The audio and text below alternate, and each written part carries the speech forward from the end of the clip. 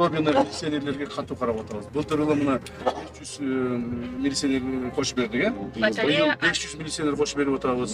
То есть 1000 милиционерди кошуп берип атабыз. То есть ошонун бардыгынан мамлекет акчасын чыгарып, зарплатасын чыгарып, бүт керектүү маселелерди чыгарып, личный составды көбөйтүп атабыз. То есть уже күч деген бар. Бирок силер көптөгөн нарушениялар дагы өзүбүздөн болот да, билесиңер.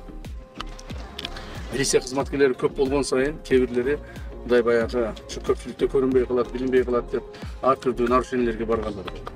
Так, ошону катуураак карап, айрыкча ровду, говудун начальниктери. Силер берилгендик менен иштесеңиз, сиз иштесеңиз берилгендик. Мына бул старший лейтенант сизге карап турат да. Подполковник не кылар экен депчи. Подполковник взятка ала баштаса, бул сөзсүз алат.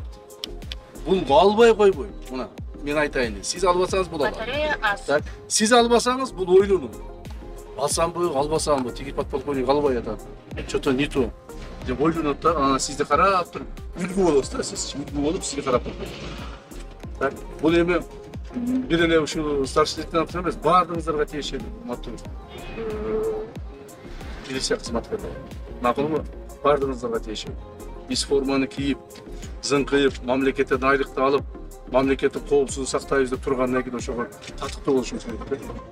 Ана былтыр барып атып, бирөөдөн 5 сом алып, бирөөдөн 10 сом алып, бирөөнү окулуп, же болбосо бирөөнү постанова кылып. Зачем такая жизнь? Туурабы? Надо иметь честь.